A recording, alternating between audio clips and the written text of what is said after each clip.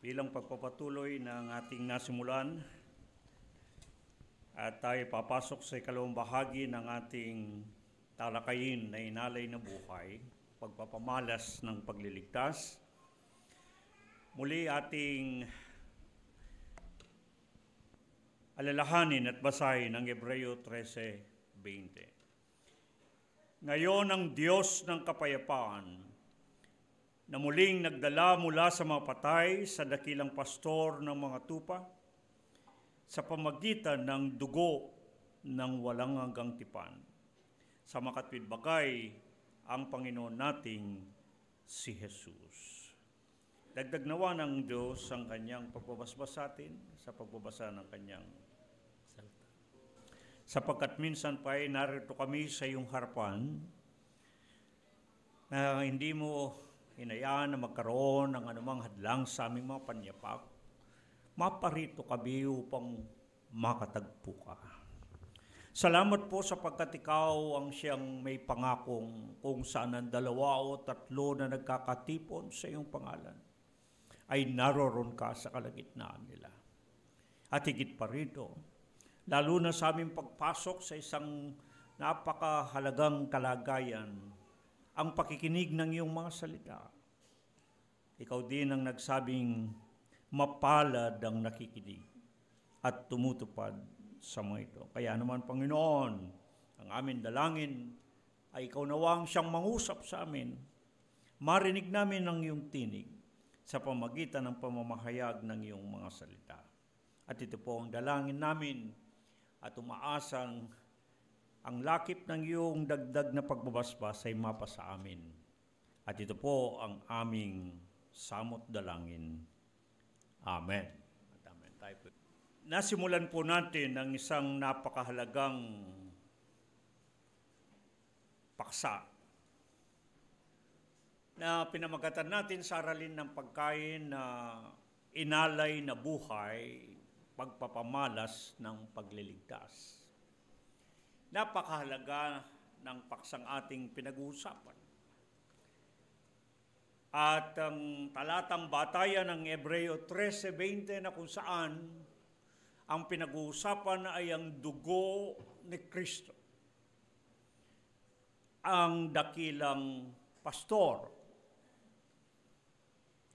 Napakahalaga na pag-usapan ang dugo ni Kristo sapagkat kung kayo ay babalik ng kaunti doon sa Kabanatang 10, talatang 29-30 ng Hebreo, kung mayroong bagay na hindi maari o hindi po pwedeng baliwalahin, ay ang dugo ni Kristo. Nang sinasabi doon sa Hebreo 10:29-30, kapag babaliwalahin ang dugo ni Kristo, ay para mong niyuyurak si Kristo. Ang ibig sabihin ng salitang niyuyurak sa wikang Grego ay para mo siyang tinatapak-tapakan. Para mo siyang minamaliit at binababa na walang halaga si Kristo Jesus. At dagdag pa ng mga talatang yan sa Kabanatang 10, ang yumuyurak kay Kristo Jesus ay naghihintay ng isang kakilakilabot na parusa mula sa Diyos. Bakit ganon?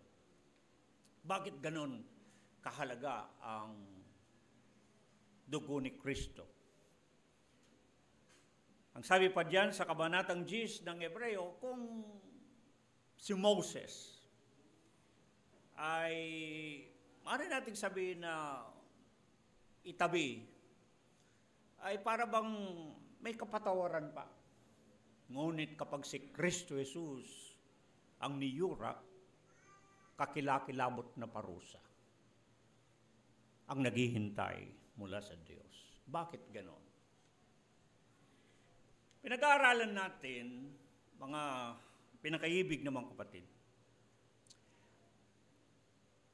sa ating pag-unawa at pagpapaunawa ng Biblia,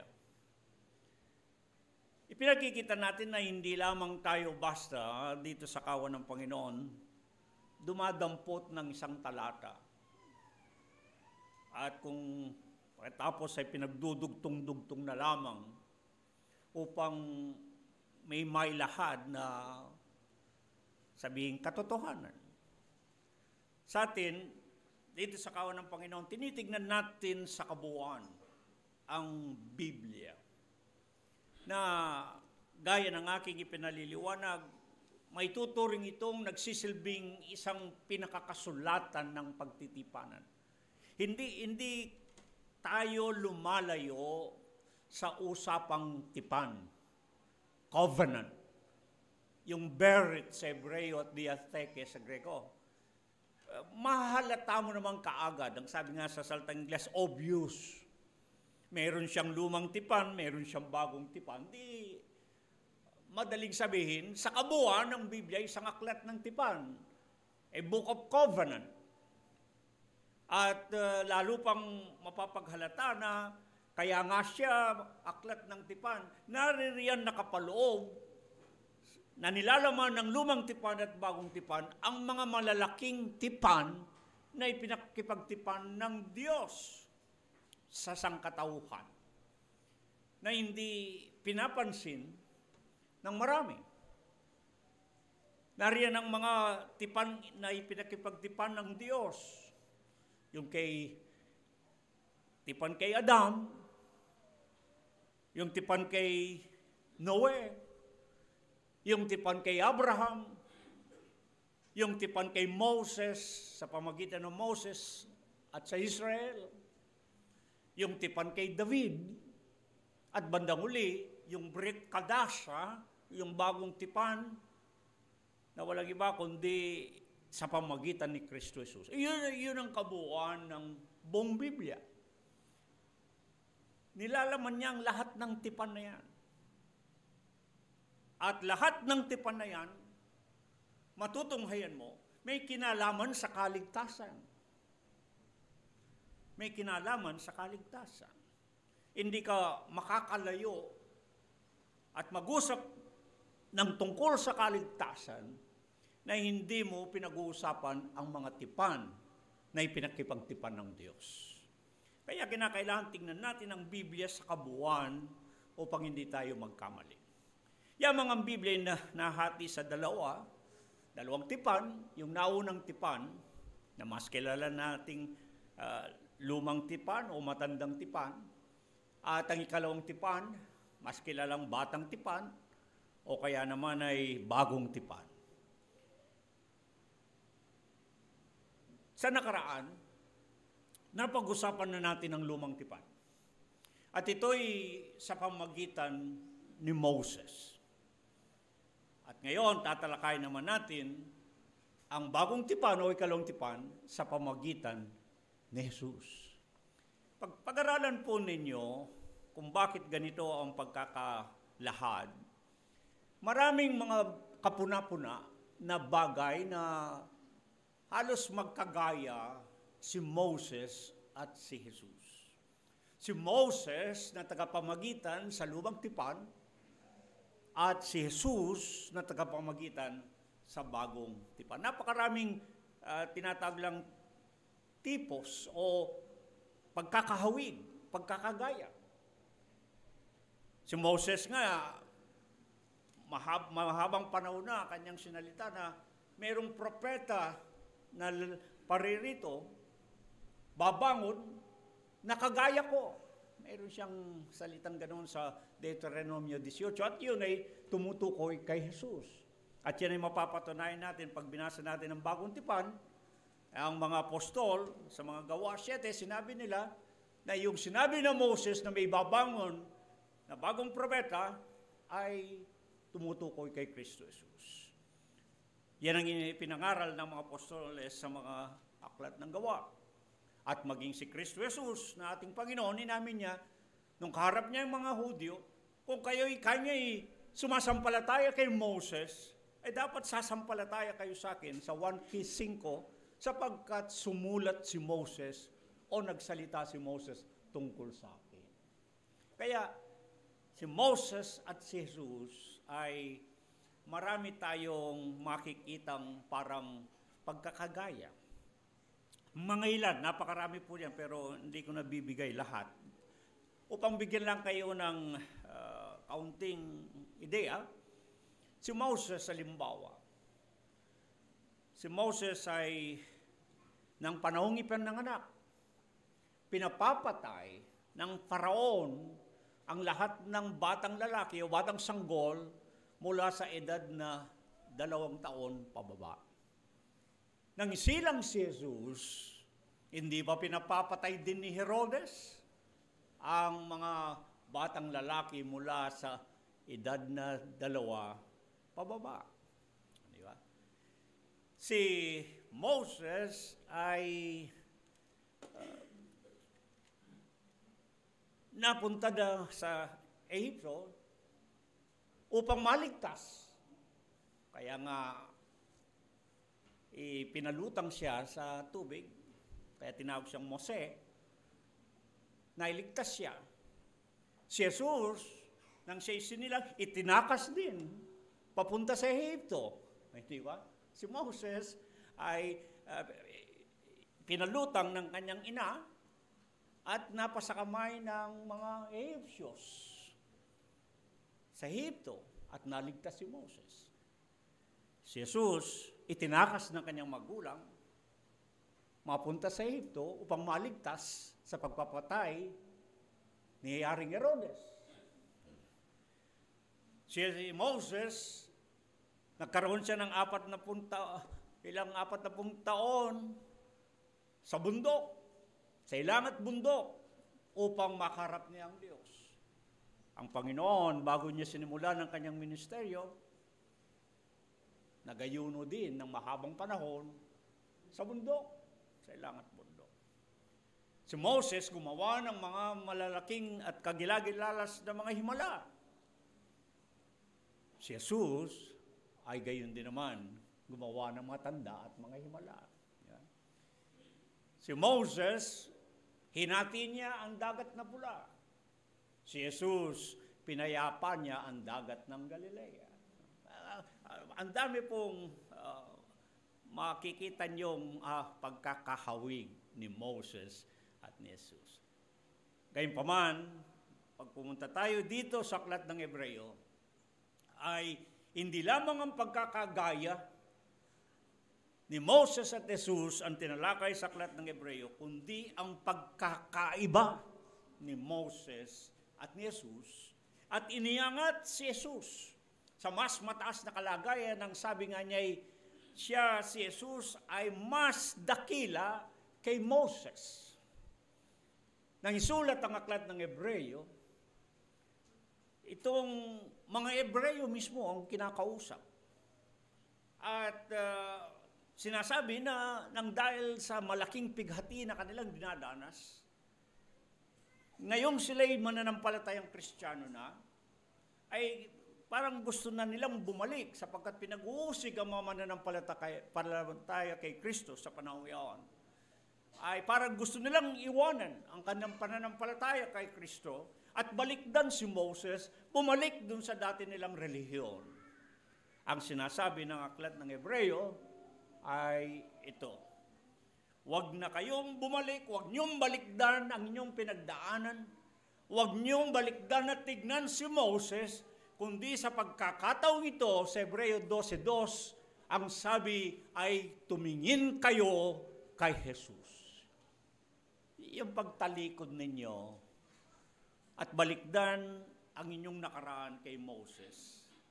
Ang sabi niya, ngayon ang nararapat ay tignan ninyo si Jesus. Look unto Jesus. Si Jesus ngayon ang masdan ninyo. At mamaya titingnan natin ang iba pang pagkakaiba ni Moses at ni Jesus pagkatapos nating pinag-usapan ng ilang pagkakagaya ng dalawa. Mahalaga sa atin to bilang mga mananampalatayang Kristiyano. Kung bakit kinakailangan nating talagang makilala kung sino itong Jesus, na ating sinasampalatayanan. Sapagkat kung ang pinag-uusapan natin ay may kinalaman sa pagpamamalas ng kaligtasan, kung paano ang Diyos ipinamalas niya ang pagliligtas, at ang kaligtasan ay pinag-uusapan, hindi natin maaring isintabi si Jesus, lalo na ang kanyang dugo, ang mahalagang dugo.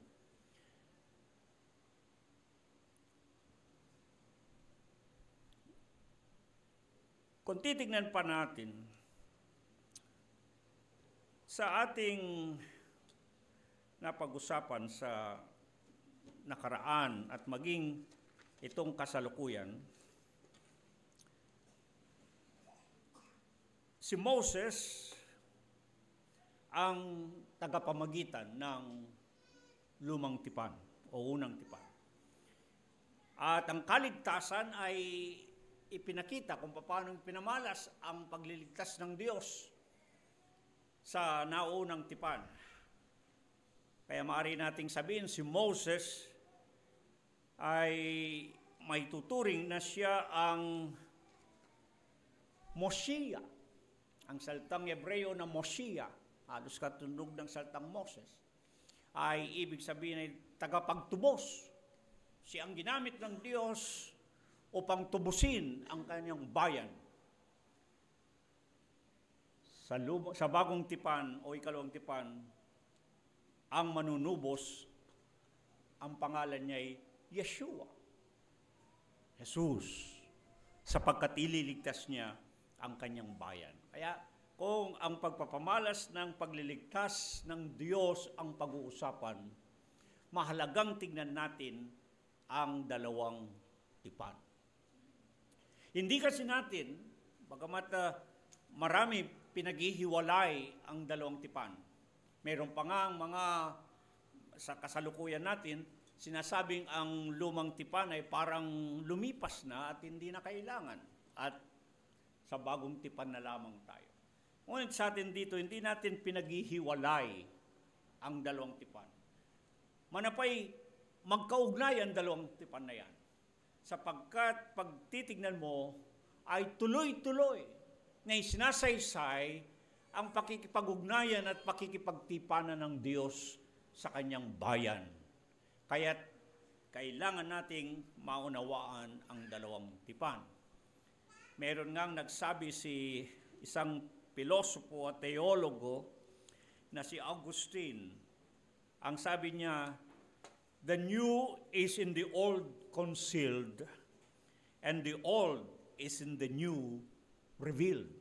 Ang ibig niya sabihin ay itong bagong tipan. Itong bagong tipan ay para siyang nakatago sa lumang tipan at ang lumang tipan naman ay nahayag sa bagong tipan. Halimbawa, pag nasa bagong tipan tayo, pinag-uusapan ang dugo ni Kristo. Ang pag-aalay niyang buhay at ang pagbububo niya ng dugo. Hindi natin kaagad maintindihan yon kung sa atin lamang, sapagkat hindi tayo mga Israelita. Hindi tayo taga-Israel. Hindi tayo mga Hebreo, hindi tayo mga Hudyo sa katutubo. Bakit kinakailangan na ialay ni Kristo Jesus ang kanyang buhay? Bakit kailangan siya magbubo ng dugo para sa kaligtasan? Hindi natin kaagad maintindihan yon. Maliban na lamang na lingunin natin, balikdan natin ang lumang tipan kung paano ang Diyos sa kanyang pagpapamalas ng pagliligtas, idinaan niya ang kaligtasan sa pamagitan ng tinatawag nilang sacrificial system. Yung paghahandog ng hayop, ng haying susunugin. Na sa nakaraan nating pag-aaral ay naipabatid ko na yun ay pansamantala. Pansamantalang kaparaanan na inilatag ng Diyos upang ang mga nagkakasala noong unang panahon ay mapatawad ng Panginoon sa pamagitan ng pagtatakip ng kanilang kasalanan. Yung kipora o kapara, no? Na yung takip ng kung sa ng kaban ng tipan kung saan winiwisik ang dugo ng hayop na inihandog. Pansamantalang sabihin natin kagamutan, pansamantalang kaparaanan, pansamantalang kapatawaran sapagkat taon-taon kailangan nilang gawin ito. Dahil maya't baya'y nagkakasala itong bayan ng Diyos. Pansamantalang tinatakpan ng kanilang kasalanan sa pamagitan ng inaalay na buhay, ang hayop na inihandog, ang dugo na pinatutulo o ibinububo. Samantalang sa bagong tipan, maintindihan natin ngayon, hindi na inihandog na hayop ang kinailangan. Hindi na dugo na ibinububo mula sa handog na hayop, kundi kay Kristo Jesus mismo ang siyang nag-alay ng buhay at ang dugo niya ang naging dugo ng walang hanggang tipan. At kay Kristo Jesus sa bagong tipan ay makikita natin, hindi lamang tinatakpan ng kasalanan, kundi inaalis ang kasalanan. Napakalaking agwat ng pagkakaiba. No? Di ba? Napakalaking agwat ng pagkakaiba. Sa lumang tipan, tinatakpan lamang ang kasalanan at kailangan ulit-ulitin ang paghahandog. Samantalang sa ikalawang tipan, minsan at magpakailanman, hinihandog ni Kristo Jesus ang kanyang sarili, inalay ang buhay, ang dugo niya ang ibinubo, ang dugo niya ang naging dugo ng bagong tipan, ang pagpapatawad ng kasalanan, at ang pagliligtas ay ganap, minsan at magpakailanman, sapagkat hindi lang tinatakpan ang kasalanan, kundi inaalis ang kasalanan. Kaya napakaganda pong kung wala kang anumang kaalaman sa lumang tipan, hindi mo gaanong makita o maabot, matarok ng ating mga dukang pag-iisip. Bakit ganito? Why Christ has to die? Why Christ has to shed His blood on the cross? Diba? Sa ibang pagkakataon, pag-aralan natin yung mga tinatawag nilang types o tipos o yung pagkakahawig ng mga ginagawa sa lumang tipan, sa unang tipan, at tignan natin ang mga katumbas at katuparan dito sa bagong tipan o ikalawang tipan. Makikita mo ang kagandahan at ang kabutihan ng Diyos kung paano niya inilatag ang lahat ng bagay, lalo na para maipamalas niya ang kanyang pagliligtas sa tanang sangkatauhan. Kaya mga kapatid, maaring sa susunod na linggo ay may pipresenta ko na yung naisulat kong munting sulatin na napaglikom at napaglagom ko na ang buong lumang tipan pa lamang naman. Lumang tipan pa lamang naman. Mula Genesis hanggang Malakias. At ilang buwan din kong ginagawa upang may pakita kung paanong ang lahat ng mga aklat sa Biblia ay nagkakaugnay-ugnay at mayroong inilalahad na isang bagay kung paano ang pagpapamalas ng Diyos at kung paano ito ay palaging inilalarawan sa pastor at tupa. Pastor at tupa. Dito sa kawan ng Panginoon, hindi tayo lumalayo sa larawang yan, sa metafora na tinatawag. Kung paano ginuhit sa pag-iisip na mas magaan at madaling maunawaan ang naging pakikipagtagpo at pakikipagtungo ng Panginoon, pakikitungo ng Panginoon, lalo na sa kanyang pakikipagtipanan. Yung pinag-uusapan nating covenantal relationship, yung tipanan na ugnayan. Patutunayan natin o mapapatunayan natin na sa buong Biblia, at natapos ko na nga ang Genesis hanggang Malakias, maabot ng 100 pahina. At Kaya kailangan ko yung mga email address ninyo para hindi tayo mahirap na pakopya. Kailangan ninyong basahin upang makita ninyo, magkaroon kayo ng kabuwang kalaman sa nilalaman ng Biblia. Hindi tayo magkakasya na pagbuklat ng Biblia ay makakakita ka ng santalata at huugutin mo na lamang. At sasabihin mo, ito ang kahulugan. Hindi. Kaya marami po ang nalilihis at nagkakamali. Dahil nawawala sila sa talagang batayan o saligan ng nilalaman ng kasulatan. Tignan natin siya sa kabuuan. Tinatawag po sa Ingles na konteksto. Yung ang talagang nakapaligid na sinasabi ng talatang iyon. Kaya tayo tignan natin siya sa usapan ng tipan. At hindi tayo magkakamali ng ating pag-unawa at maging pagpapaunawa ng Biblia, sapagkat sa ibang banda, kaya nga yan ay aklat ng tipan, Book of Covenant. Kaya nga yan ay naglalaman ng mga tipan, ang unang tipan at bagong tipan.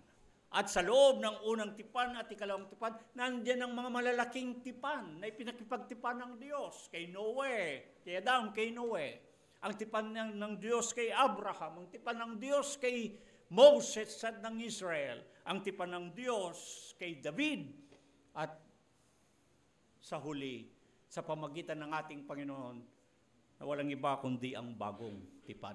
Diyan sa mga tipan na yan, idinaan ng Diyos ang kanyang pagpapamalas ng kaligtasan.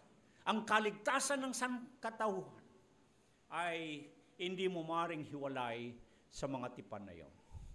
Makakakita ka ng parang pinagmulan, halimbawa, itabi na natin si Adam at itabi na natin si Noe, bagamat merong malaking kinalaman din sa kaligtasan. Di ba? Ang nangyari kay Adam at kay Eva ay kung paano makita natin na ang ugnayan ng tao at ng Diyos ay nawasak o nasira. Nagtago ang tao, bandang muli, tinaboy na rin ng Diyos. At mula doon ay lumawak ang agwat ng paghihiwalay at pag-uugnay ng Diyos at ng tao. Sumama ang tao. Hanggang ang Diyos, ang sabi, hindi na niya gusto ang nangyayari. Hindi na niya gustong makita ang kasamaan ng tao sa ibabaw ng sanglibutan, sa balat ng lupa. Kaya't kinakailangan niyang ito ay kanyang wasakin ang mga nilalang. Lipulin ang lahat ng mga mayroong buhay sa ibabaw ng lupa. Kaya sa pamagitan ni Noe, nangyari ang pagliligtas. Ngunit ang lahat ay winasak at nilipol ng Diyos. Pagkalipas noon, nang pinanabog na ng Diyos ang mga tao, dahil dumami na naman ang mga lahi. Sa pagkakataong ito'y pinili ng Diyos ang isang lalaki. Tinawag niya ang nangangalang Abram at nakipagtipan na pagpapalain siya at pagpapalain din ang kanyang mga ibang bansa sa pamagitan ng kanyang kalahian at bihi. Hanggang aabot kayo, itinatag ang Israel, ang bayan na pinili na lahi at ginawang bayang hirang ng Diyos. Kaya yan ang nilalaman. Halos ang buong lumang tipan o unang tipan ay nilalaman ang istorya ng Israel. At ang istorya ng Israel ay iikot lamang sa isang bagay. Ang Exodus. Tingnan ninyo, halos lahat ng aklat sa Biblia, palaging binabanggit, pinapaalala sa kanila, ako ang inyong Diyos, inilabas ko kayo sa Ehipto. Sa pamagitan ng malakas at makapangyarihang bisig o ng kamay, tinubos ko kayo sa pagkaalipin. Palaging pinapaalala ng Diyos yung ginawa niyang kabutihan at pagpapamalas ng pagliligtas sa Israel. At makita natin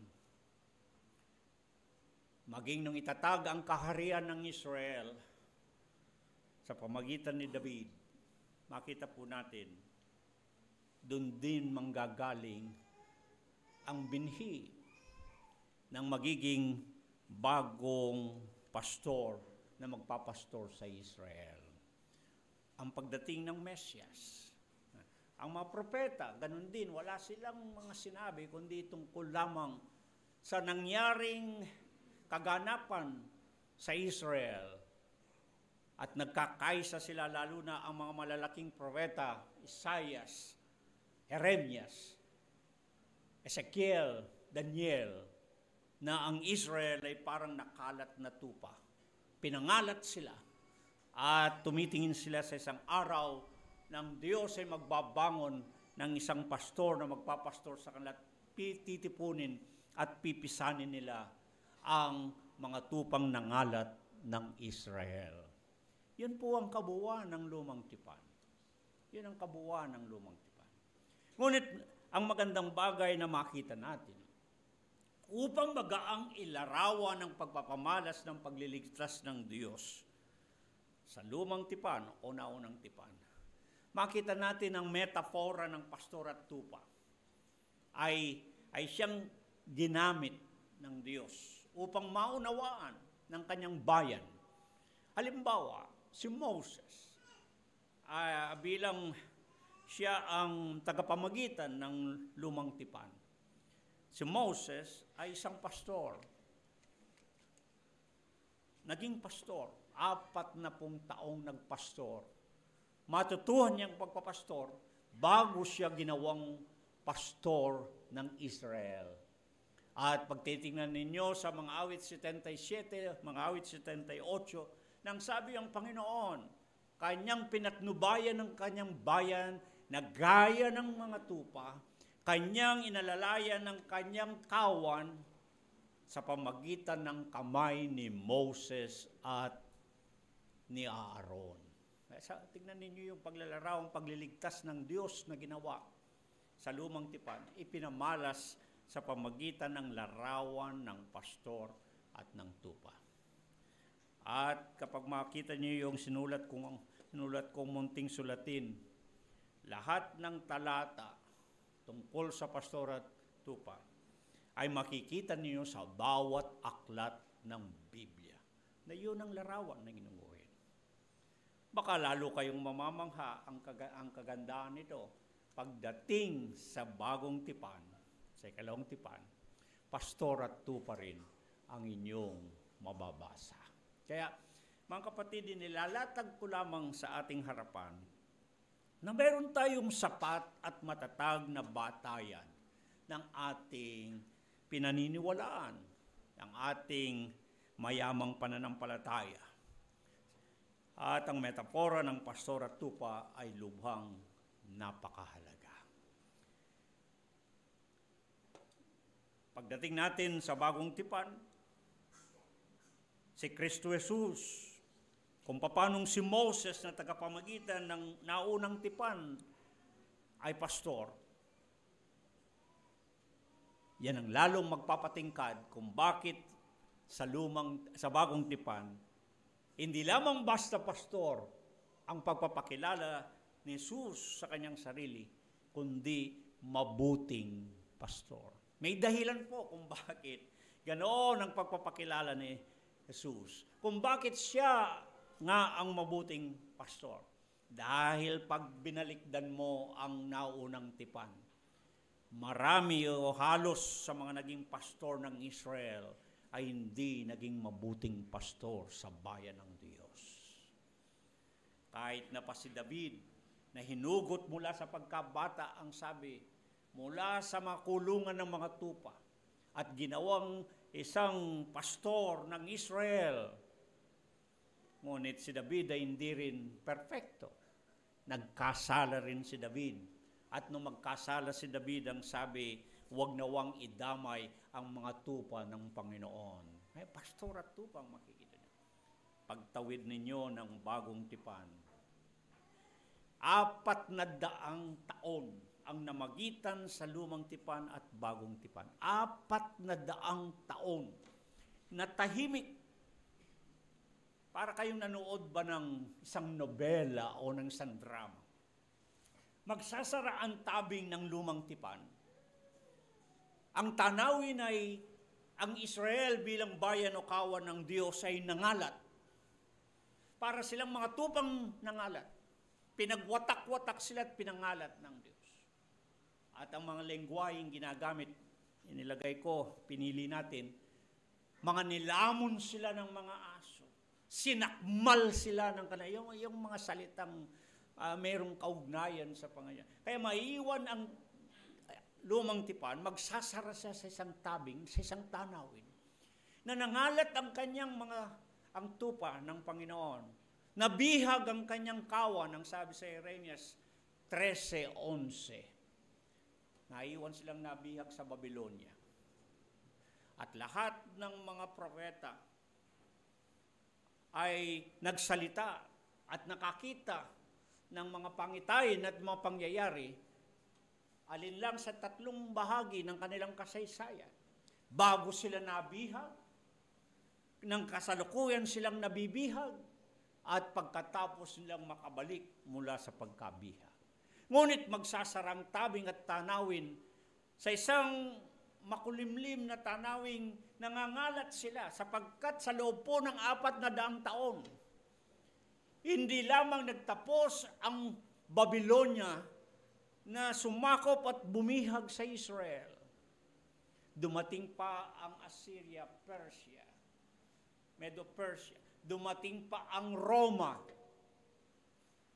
Kaya nga pagbuklat ninyo ng lumang tipan, bagong tipan, ang imperyo ng Roma ang sumasakop sa Jerusalem. May nangyari sa loob ng 400 taon na hindi nyo na mababasa sa Biblia sapagkat napakahabang panahon. Ngunit maraming nangyari. Ngunit parang paghahanda sa pagbubukas ng bagong tipan. Naiwang nangangalat ang mga tupa ng Panginoon. Naiwan na ang kanilang mga pastor ay hindi naging mabuti. Kaya't kinastigo sila ng Diyos. Pinagsabihan sila ng masama ng laban sa kanila. Dahil sa hindi pinabayaan nila ang mga tupa ng Panginoon ng kanyang pasturan. At nangako ang Panginoon na magsusugo siya ng isang magpapastor at muling titipunin ang kanyang mga tupang nangalat sa sambahayan ng Israel. Si Malakias, na propeta ang huling nagsalita. Pagkatapos na magsalita ang propeta Malakias, tahimik na. Ang Diyos ay hindi na nangusap. Tahimik ang Diyos. At maraming mga nangyari. Pagbukas ninyo ng Mateo 1:1 sa Bagong Tipan. Ito yung sinasabi ng Galatia 4:4, in the fullness of time. When the fullness of time has come. Nung dumating yung tamang panahon, isinugo ng Diyos ang kanyang anak at isinilang sa isang babae. Yun ang Christmas time history. Kung ipahintulot nyo. Yun yung tamang panahon. May tamang panahon na itinakda ang Diyos pagkatapos ng 400 taon na nanahimik ang Diyos. At ang sabi ng Hebreo 1:1, sa iba't ibang kapanahunan at iba't ibang kaparaanan, nagsalita ang Diyos sa pamagitan nito mga propetang ito sa lumang tipan, naunang tipan. Ngunit sa mga huling panahon, itong bagong tipan na tinatawag natin, itong Brit Kadasya, itong Diatheke Kaine, itong bagong tipan o ikalang tipan, ang sabi niya ay sa pamamagitan ng kanyang anak na si Kristo Jesus. Yung kapangakuhan ng lumang tipan, nagkaroon ng katuparan sa bagong. Paano nangyari yan? Kaya nga pagbukas ninyo ng Mateo 1:1 sa unang aklat pa lamang, unang talata, ay pinakita kung saan nanggaling itong Jesus na ito. Nanggaling siya sa lahi. Tutuntunin niyo yung salit-saling lahi, napakahaba niya. Makaabot ka kay David. Makaabot ka kay Abraham. upang patunayan na ito nga ang inihula ng mga propeta sa lumang tipan o unang tipan at siyang katuparan. Hindi ko na muna sasabihin ang lahat ng nangyari sa bagong tipan, ngunit makita nyo yung isinilang na yon. Ang sabi sa Mateo 1:25, siya ang magiging gobernador, ang magiging pastor ng Israel. Tsaka na ninyo basahin yung ginagawa kong bagong tipan. Napakagandang tignan sa kabuuan ang buong Biblia. At ang aking dalangin ay matapos ko ito. Itong bagong tipan, pagkalipas ng sabi ang Diyos ay hindi na nagsalita, nanahimik sa pagitan ng dalawang tipan na 400 taon. Sa pagkakataong ito, ang sabi niya sa Hebreo 1:1, kung paano ang Diyos ay nagsalita sa iba't ibang kapanaunan at kaparaanan sa pamagitan ng propeta, mga propeta sa pagkakataong ito, sa huling pagkakataong ito. Nagsalita sa pamagitan ng kanyang anak. Ang tinutukoy nga ay si Kristo Jesus. Ito na ang katuparan ng mga kapangpangan. Itong si Kristo Jesus, ang sabi ng Hebreo 1:1, ay siya ang itinalaga ng Diyos. Pag tinignan nito sa Ingles, He is the appointed Son of God. Hebreo 1:1-2. Siyang appointed Son of God, si Jesus.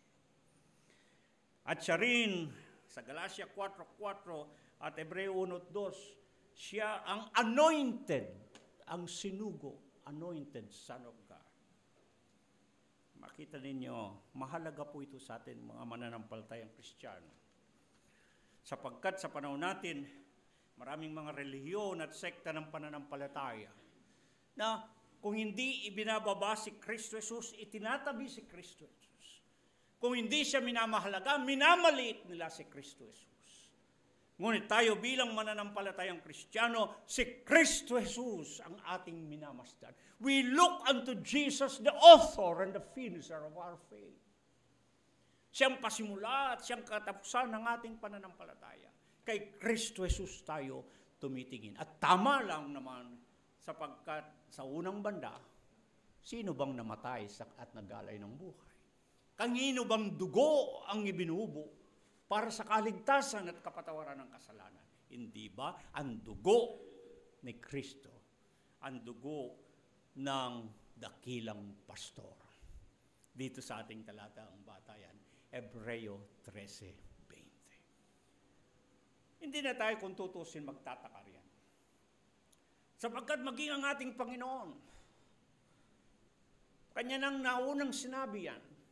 Sinalita niya kung paano sa manguling kapanahunan ay lalabas, uusbong, lilitaw ang mga magpapanggap na Kristo. Sa mga kapatid, aagawin nila ang titulo at pwesto ni Kristo. At sila ang magsasabing, sila ang Kristo. Sila at nasa kanila ang kaligtasan.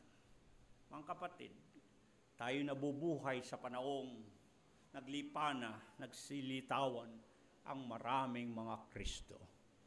Ang maraming mga nagpapanggap na Mesyas at tagapagligtas. Ang mga tumatayo na para bagang sila ang tagapagligtas at nasa kanilang kaligtasan.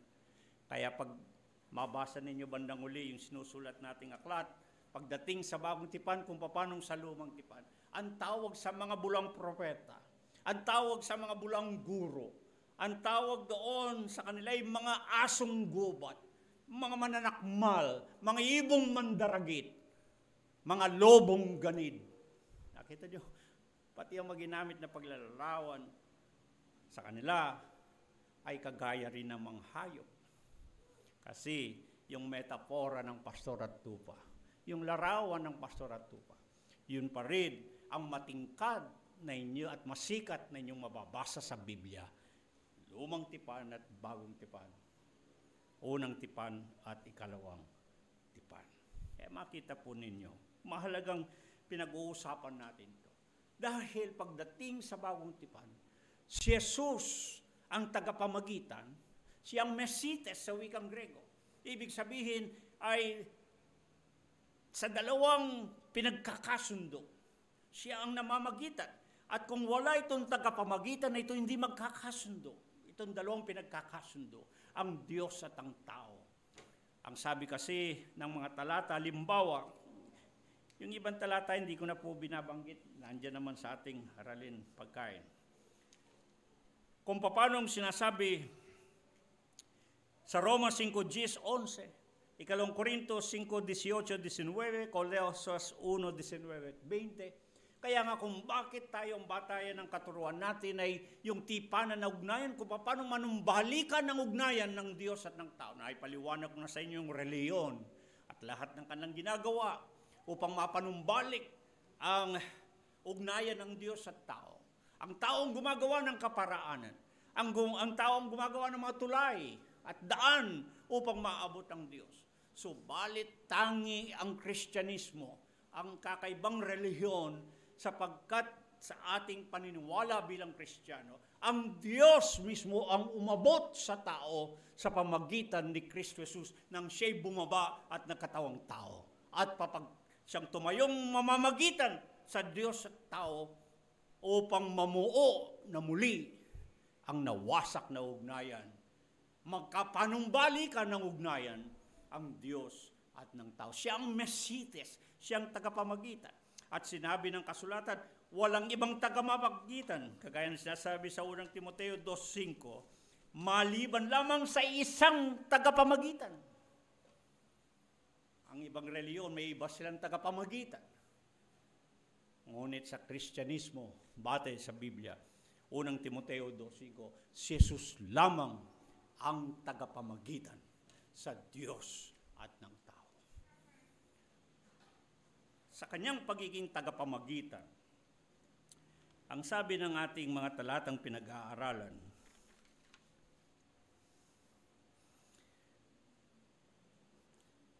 kagaya limbawa ng mga talatang mababasa natin diyan sa Hebreo, kabanatang 7, Hebreo, kabanatang 9. Siya ang sabi, ang tagapamagitan sa bagong tipan, at dahil siya ang tagapamagitan ng bagong tipan, sa kanya, pamamagitan niya, nagliligtas ang mga lumalapit sa Diyos. Sa pamagitan lang ni Kristo Jesus. Ang sabi, naliligtas ang mga lumalapit sa Diyos, o yung ibig na makipanumbalik ng ugnayan sa Diyos sa pamagitan ni Kristo Jesus. Dahil siyang Mesites, siyang tagapamagitan, iisang tagapamagitan sa Diyos. Siya mismo, nagsalita ang Panginoon sa 1:14, ako nga ang daan, ang katotohanan, at ang buhay. At tignan ninyo ang maigi ang sinabi sa uli. Walang sino man, no one, comes to the Father but by me. Walang sino mang makakaparoon, makakapunta, kasi po yung Gregong ginamit diyan, kundi sa pamamagitan niya. Kailangan si Jesus na daanan mo upang makapunta ka, makaabot ka, makaparoon ka sa Diyos. Sa panahon natin ngayon, nakakalungkot kung paano ibinababa si Jesus o itinatabi. Kung paano ang anak ay binabaliwala. Ang maririnig mo ngayon, puro makaama. Tinutukoy ang amang Diyos. Ang ama. Mga kapatid, hindi mo pwedeng i-bypass, laktawan ang anak. Dahil siya mismo nagsabi, walang makakaparoon sa Ama, walang makakapunta sa Ama, walang makakaharap sa Ama, walang makakatagpo sa Ama. Sapagkat yung salitang ginamit mo diyan, halos yan ang ibig sabihin. Maliban sa akin, sabi ni Jesus. Ba't ayaw nating paniwalaan si Jesus? Mismo nga ang Diyos ang nagsabi sa Mateo 17:5. Ito ang aking anak na sinisinta. Lubos kong kinalulugdan. Pakinggan ninyo siya. Biro mo ang Diyos sa mga mismo ang sabi, pakinggan nyo itong anak na ito na aking sinisinta. Marami ngayon nilalaktawan yung anak. Hindi mo malalaktawan yung anak. Hindi mo mababypass. Kung ang tao, ang ibig ay makapanumbalik sa Diyos. Kung ang tao ay makaabot sa Diyos, makaparoon sa Diyos, makalapit sa Diyos, makarap sa Diyos, lahat ng yan. Kung hindi ka dadaan kay Kristo Jesus na ating Panginoon at ating tagapagligtas. Napakahalaga po niyan sapagkat lumihis ka ng konti riyan. Mapalayo ka lang kahit ng konti riyan, hindi kaligtasan ang kapupuntahan, kundi kapahamakan. Kaya itong talatang pinag-uusapan natin sa Hebreo 10 at Hebreo 13, napakalaga ni Kristo Jesus. Katunayan sa aklat ng Hebreo, iniangat si Jesus.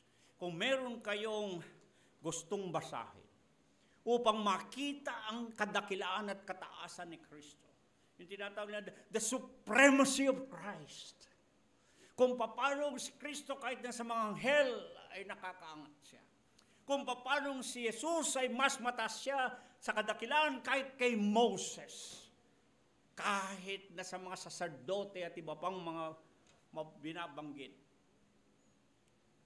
Dakila si Jesus sa lahat at lahat. At hindi mo siya pwedeng isaintabi. Katunayan, kung itatabi mo si Kristo Jesus, yuyurakan mo si Kristo Jesus. Babaliwalahin mo, pati ang kanyang dugo na ibinubuo. Ang sabi sa Hebreo 10, kakilakilabot na parusa ang naghihintay sapagkat kakilakilabot ang mahulog sa kamay ng Diyos. Dahil kapag binaliwala mo si Jesus, binabaliwala mo ang Diyos. Yun ang ibig sabihin. Ang Diyos na nangako at nagsugo. Ito na nga ang pinaparito na kanyang sugo. Ito na nga ang kanyang appointed. Ito na nga ang kanyang anointed. Ito na nga ang kanyang Yeshua, ang kaligtasan at tagapagligtas. Wala na nga ang ibang pangalang ibinigay sa silong ng langit na sukat na kailigtas ng tao. Ayon sa mga kapwa. Kundi itong si Jesus. Pagbabaliwalain mo yan, ang Diyos ang niwawalang halaga mo at binabaliwala.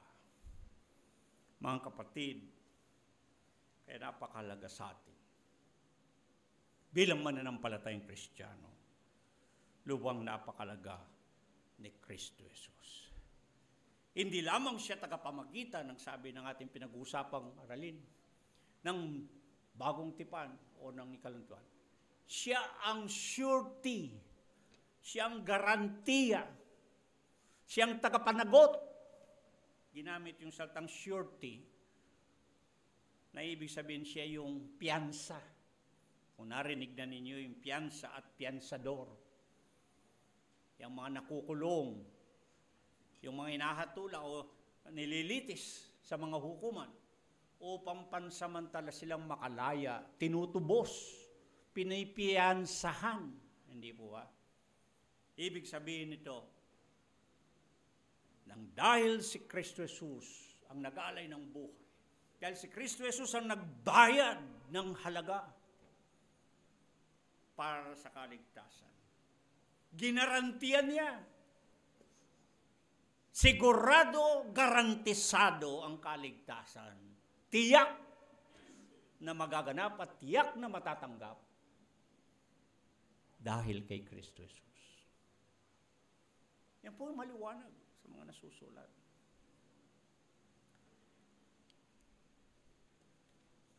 At ang magandang bagay sa ating pinag-uusapan, ang ipinamalas na pagliligtas at makakaranas ng pagliligtas na yan, muli, babalik kayo sa larawan ng pastor at ng tupa. Sa larawan ng pastor at tupa. Kanino dugo ang ibinubo? Dugo ng dakilang pastor. Ang mabuting pastor, na siya rin ang nagsabi sa 1 Gs, ang mabuting pastor, ibinibigay ang kanyang buhay ng dahil sa mga tuwa.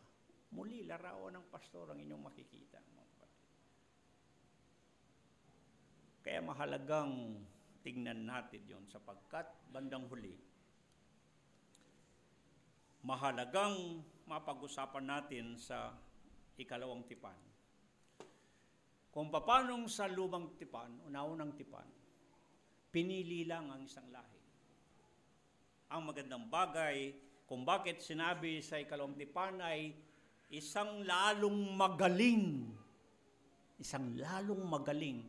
na tipan, a better covenant. At itinalaga sa lalong mabuting pangako. May mas magandang pangako. Sapagkat bandang huli makita natin sa ikalawang tipan, isinali ang ibang lahi. Yan ang magandang bagay. Yan ang magandang bagay. Bagamat ipinaliwanag ko na sa inyo sa nakaraan, sa Jeremias 31, 33, 34, at Hebreo 8 hanggang 10, na magkapareho lang sa pagsasalin, pagpapanibago ng tipan ng Diyos. Sa Israel pa rin ang mga tipan. Sa kanila, ang mga tipan at kapangakuan, ang sabi ng Roman 9, gayon din ang Efeso 2. Ngunit ang magandang bagay, yung hindi dating bayan, ay ginawang bayan. Makikita din nyo yan. Nandyan sa unang Pedro 2:25 at unang Pedro 2:10. Yung noon ay gaya ng mga tupang naliligaw, ngayon ay nabalik na sa pastor at obispo ng mga kaluluwa na si Kristo Jesus. Nang nakarang panahon ay hindi bayan, datapot ngayon ay naging bayan ng Diyos. Ngayon lahing hirang, ngayon laging bayang pag-aaring sarili na rin ng Diyos. Ngayon sa Efeso 2:11, 12, 13, 9, dati hiwalay kay Kristo Jesus. Dati wala tayong relasyon sa Panginoon. Dati hindi kababayan ng Israel.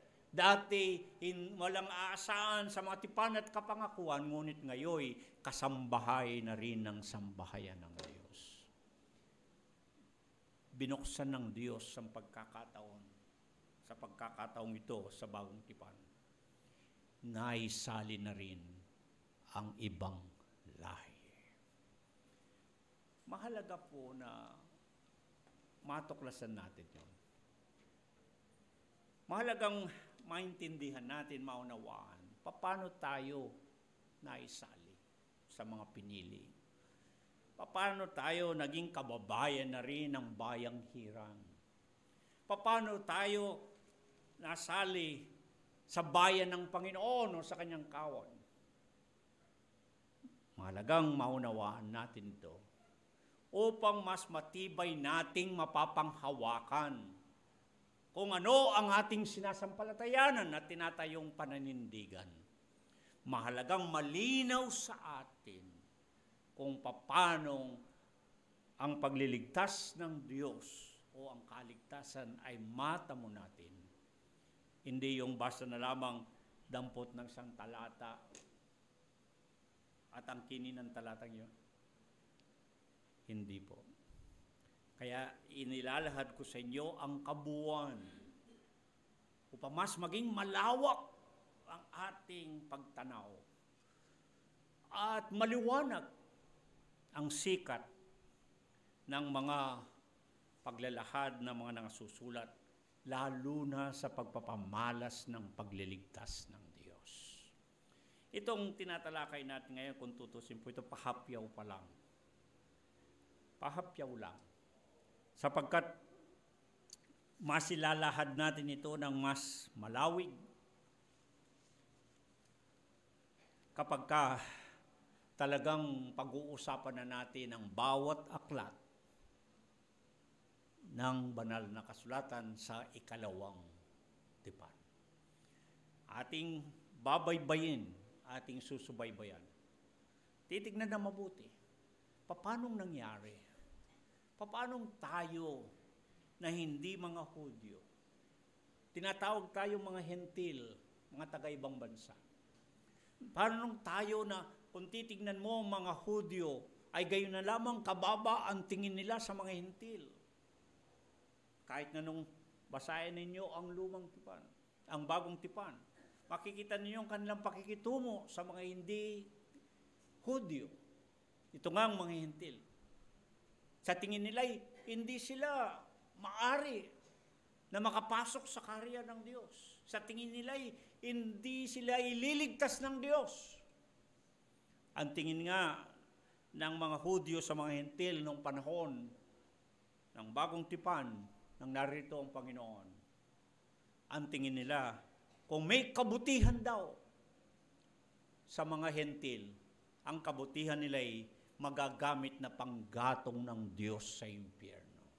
Ganun ang tingin nila sa mga hentil. Ngunit ang kagandang bagay, at yan ang mabuting balita, yan ang ebanghelyon. Ang mabuting balita kung paanong nagbukas ng pintuan, nagkaroon ng pagkakataon upang kahit na mga hentil, sa pamagitan ng pananampalataya kay Kristo Jesus, ay maging tagapagmana rin ng mga pangako, ng mga tipan at ng mga pagkapangkuhan. Mga kapatid, kaya tayo ay dapat na maging mapagpasalamat. Kapag hindi natin naintindihan ito, kaya kahit na mga mananampalatayang Kristiyano ay nagwawalang bahala sa kaligtasang tinatamasa, sapagkat hindi nila lubhang naunawaan kung paano nangyari ang pagliligtas, ang pagpapamalas ng pagliligtas ng Diyos. At kapag kahuhugot lang ng isang talata, kagaya ng Efeso 2:8 na sinasabi, hindi sa pamagitan ng gawa, kundi biyaya ng Diyos, kaloob ng Diyos, bigay ng Diyos ang kaligtasan. Walang bayad. Totoo naman po yun. Pero may nagbayad. May nagbayad. At ang pagbabayad sa kasalanan, sa kaligtasan, ay malaking bayad. Sinasabi nga ng unang Pedro 1, isang hindi kagaya ng pilak ng ginto o ng mga mahalagang bato, kundi ang mahalagang dugo ni Kristo Jesus. Ang dugo ni Kristo Jesus. Buhay ang kanyang inalay upang tayo ay matubos sa mga kasalanan, magtamo ng buhay na walang hanggan, magkaroon ng kaligtasan. Kaya kung talagang iisipin nating mabuti, mahal ang bayad ng kaligtasan. Mahal ang bayad. May buhay na inalay. May dugo na ibinubo para tayo ay maligtas. Pag hindi po ganun ang ating pagtingin, kaya tayo, marami sa mga mananampalatayang Kristiyano, nakakalungkot na sabihin, walang bahala. Kasi libre. Binigay lang na walang bayad. Marami ang hindi nagpapahalaga ng kaligtasan. Marami ang hindi binabaliwala ang ginawang sakripisyo ni Kristo Jesus. Maaaring sabing hindi man lang nakapagpapasalamat at binabalikdan ng malaking ginawa na sakripisyo ni Kristo Jesus para sa bawat isa. Mga kapatid ko, maintindihan natin ang ginawa ni Kristo Jesus. Kung paano niyang inalay ang kanyang buhay, kung paano ibinubuo ang kanyang dugo.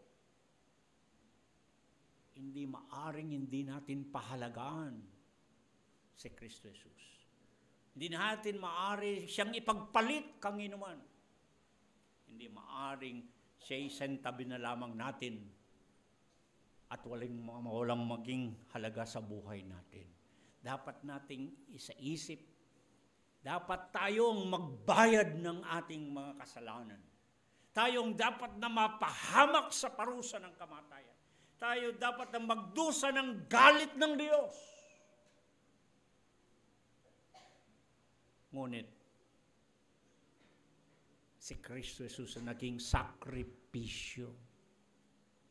Siya naging sakripisyo. Maintindihan siguro natin yung salitang sakripisyo. Siya ang isinakripisyo. Upang sa gayon ay matubos tayo. Siyang kumuha ng ating lugar. Ang sabi sa Teoloya, siyang kumuha ng ating lugar. Imbis na ikaw o ako ang magbayad ng kasalanan. Imbis na ikaw at ako ang mamatay at magdusa ng parusa. Siya ang umako nito para sa iyo at para sa akin. Kaya nga mga kapatid, isang bagay lang ang mahalaga palagi. Kung pag-uusapan ng kaligtasan, nasa panahon natin na maraming umaagaw sa pwesto at titulo ni Kristo. At marami ang nagsasabing nasa kanila ang kaligtasan. Isa lamang ang dapat mong ibabaw sa ating isipan. Sino bang nagalay ng buhay? Kanino bang dugo ang ibinugo? Si Kristo Jesus lang. Napakasimple po ng usapin. Walang pagtatalo-talo. Nasaan ang kaligtasan? Kanino ang kaligtasan? Saan masusumpungan ang kaligtasan? Kaya nga ang pangalan niya ay Jesus. Ang kaligtasan ay nagmumula sa salitang Yesya sa Hebreo. Kaya ang pangalan niya ay Yesya, Yeshua, ang Panginoon na kaligtasan. Nasa Kanya, kay Jesus, ang kaligtasan at pagliligtas. Mga kapatid, huwag tayong magkamali. Sapagkat ang magkamali, hindi kaligtasan, kundi kapahamakan ang kahahantungan. Subalit napakagandang at yan ay palalawigin pa natin sapagkat magsisimula ko pa lamang pong isusulat ko ang tungkol sa bagong tipan. Kapag nakita nyo, kasi po kung dadampot ka lang ng Biblia, hawakan mo, basa dito, basa doon, hugot dito, hindi mo masyadong makikita ang kabuuan. Kaya ginagawa natin dito sa ating pagharap at pag-uusap, inilalad ko yung buong kabuuan upang hindi tayo magkamali ng ating pag-unawa at maging ng pagpapaunawa sa mga talatang binabasa natin sa Biblia. Hindi tayo magiging out of context na parang hinugot mong isang talata, paliwanag ka ng paliwanag, ang layo muna sa pinanggalingan. Kailangan nating makita ang Biblia sa kabuuan bilang isang aklat ng tipan at lalo na hindi mo mailalayo ang mga usapin tungkol sa tipan na mga ipinakipagtipan ng Panginoon. Alam po ninyo, kahit ng usapang kaligtasan, lalong nagiging tiyak, lalong nagiging ganap ang kaalaman sa kaligtasan kapag ito ay iniugnay mo sa mga tipan. Bakit?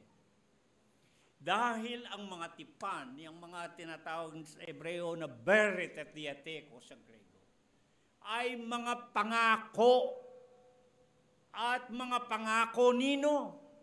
pangako mismo ng Diyos. At yan sa Hebreo, nabanggit na natin yung isang talata na nung mangako ang Diyos, wala siyang makitang masumpaan na mas mataas pa. Ang Diyos na mismo ipinanumpa ang kanyang sarili. Kaya pagka binanggit mo ang tipan at hindi mo inalayo ang kaligtasan sa usapin ng tipan, lalo mong makikita na ang katuparan nito, ang katotohanan nito, ang katibayan nito, ang katunayan nito ay mangyayari dahil pinangako mismo ng Diyos at sinumpaan mismo ng Diyos. Hindi ka pa ba maniniwala noon? Hindi tao ang nangako, hindi tao ang nagsalita, kundi ang Diyos mismo ang nangako. Ang Diyos mismo ang sumumpa ng tipan. At kung paano niya gagawin, at tutup din ang kanyang sinalita. Paano niya ipamamalas ang pagliligtas. Balikdan mo ang lumang tipan. Paano ipinamalas ng Diyos ang pagliligtas? Maging ang ikalawang tipan. Paano ipinamalas ng Diyos ang pagliligtas? Iisa ang pattern. Iisa ang paraan. Mga kapatid.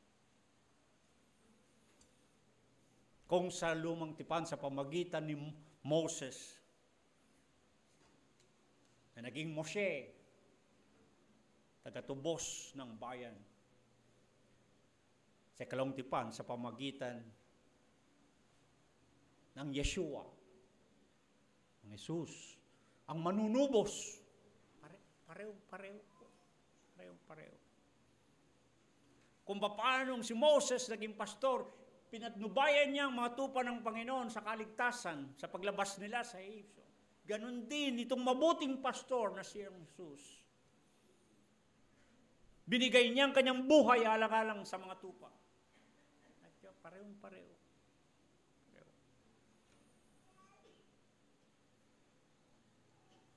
Kaya lalong magaling ang mabuting, ang kalawang tipan. At itinakda sa mas magaling na pangako, sapagkat dito sa lumang tipan, hayop na handog at yung kanyang dugo ang ginamit. Dito, si Kristo mismo ang namatay. At medyo binago na po ng konti na ginamit na yung salitang testamento. Siguro para mas matibay at mas patunay na magaang maunawaan. Ginamit na bandang huli ang testamento ng sabi, upang ang isang testamento ay magkaroon ng bisa, kailangan mamatay yung gumawa ng testamento. Hindi po ba gano'n? Mas maintindihan natin yan sa Tagalog, yung huling habilin.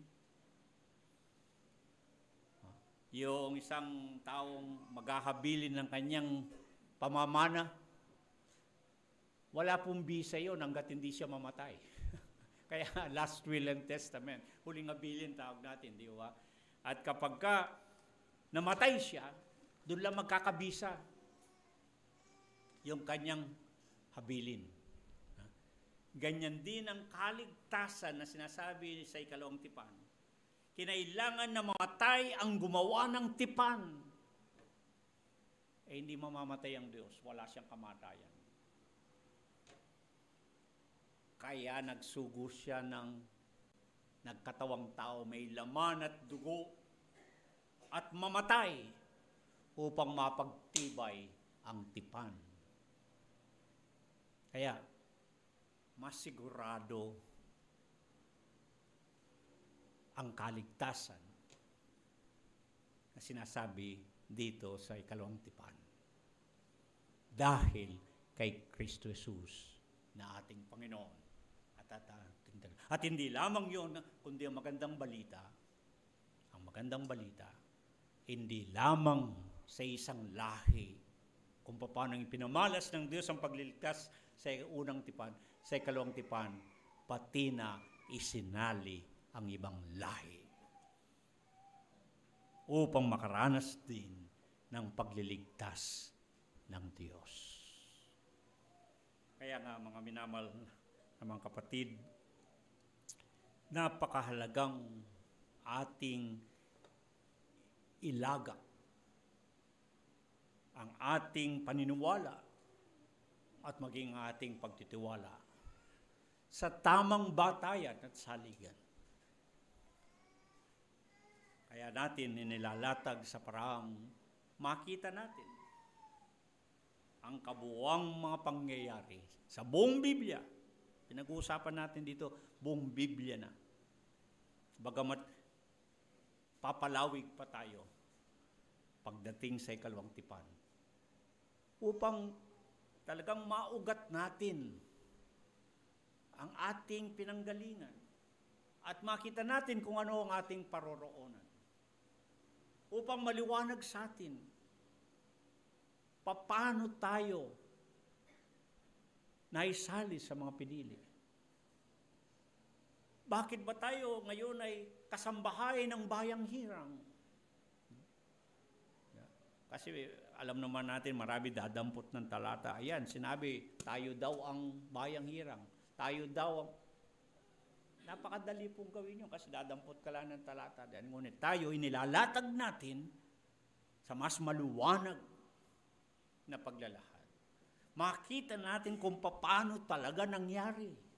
Paano pinangyari ng Diyos. Nang dahil sa kanyang biyaya, nang dahil sa kanyang kabutiang loob, nang dahil sa inibig ng Diyos, ginusto ito ng Diyos. Yan ang ginamit na salita ni Apostol Pablo. Na maging ang mga hindi Hudyo, maging ang mga Hentil, ang mga taga-ibang bansa, na dati malayo, dati hiwalay, ngayon inilapit sa pamagitan ni Kristo Jesus. Yan po ang kagandahan ng ikalawang tipan. At may lalong mabuting pangako. Kasi ang mga pangako mas sigurado sapagkat ginarantihan pa ni Jesus. Siyang naging piyansa, siyang naging seguransa, siyang naging pantiyak ng pangako. At sa ganitong paraan, kapag naunawaan po natin ito ng lubusan, mga kapatid, mas matatag ang ating paghawak sa ating pananampalataya. Mas nauunawaan kasi natin paano ginawa ng Diyos na may pamalas ang pagliligtas upang hanggang sa atin ay makaabot ang pagliligtas na ginawa ng Diyos. Tulungan nawa tayo ng Panginoon upang lalo pa nating mapagyaman ang ating pananampalataya. Hindi po natin mapapagyaman yan kung hindi natin naunawaan. Kung tayo rin ay parang nangangapa, hindi tayo sigurado, hindi tayo tiyak, hindi natin mapapagyaman ang ating pananampalataya. Kaya kinakailangan na maunawaan nating lubusan. Maliwanagan tayo ng lubusan.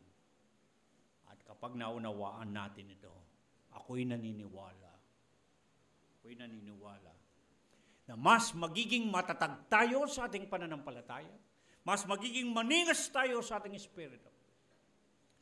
Mas pahuhalagan natin ang ating pananampalataya at hindi natin ito basta-basta itatapon. Mas yayakapin natin ang mahalagang pananampalataya na meron tayo kay Kristo Jesus na ating Panginoon at ating tagapagligtas. At kapag naunawaan nating lubusan ang kanyang ginawang sakripisyo para sa atin, hindi natin bali basta mapapawalang silbi o halaga. Magiging mahalaga sa atin si Jesus. Magiging mahalaga sa atin si Jesus. Sapagkat sa Kanya, nasa Kanya, ang kaligtasan at pagliligtas. Salamat sa Diyos. Salamat sa Diyos. Tayo po yumuko at manalangin.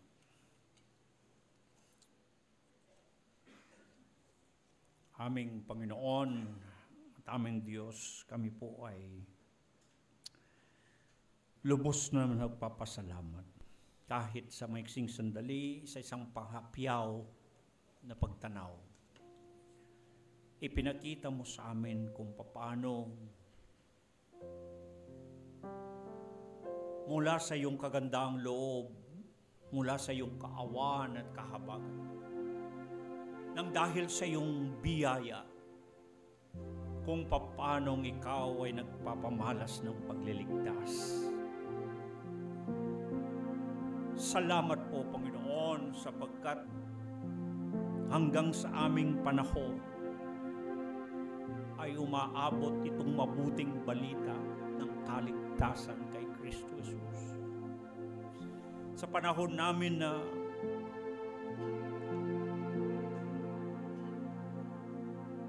maraming hindi tumatanggap at kumikilala kay Jesus. Sa panahon namin na ang ginagawa'y binababa at niwawalang halaga si Jesus. Sa panahon namin, kung paanong itinakwil si Moses ay ganun din itinatakwil si Jesus. Kung paanong hindi pinapaniwalaan si Moses at matitigas ang ulo ng mga tao sa kanyang kapanahunan. Kahit hanggang sa panahon namin marami ang hindi nakikinig kay Jesus at kumikilala sa Kanya. Panginoon, salamat po sapagkat unti-unti mong inihahayag na maliwanag sa amin kung paanong ikaw ay nagpapamalas ng pagliligtas. Kung paano ang isa'y magtamo ng kaligtasan. Makilala kong nasaan at kanino ang pagliligtas. Salamat po, Panginoon, sapagkat minabuti mo, inibig mo, ginusto mo, ayon sa iyong mabuting kalooban, na makarating sa amin ng Ebanghelyo, ang mabuting balita tungkol kay Kristo Jesus at ng kaligtasan. Pinasasalamatan pa po namin at pinahalagaan namin ang malaking sakripisyo na ginawa ni Kristo, ang pagpapabubo ng kanyang dugo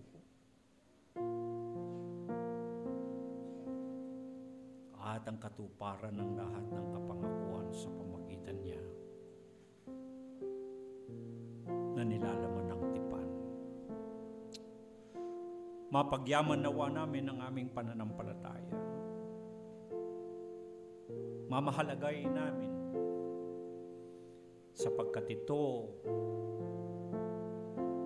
ay pinangyari sa isang malaking halaga ng isang buhay na inalay, ng isang dugo na ibinubo. Napakabuti mo, Panginoon, sa amin upang kami ay makatikim ng pagpapamalas ng pagliligtas ng Diyos. Binibigay namin sa iyo ang lahat ng kapurihan, kalwalhatian, at maging ng kapasalamatan. Amen.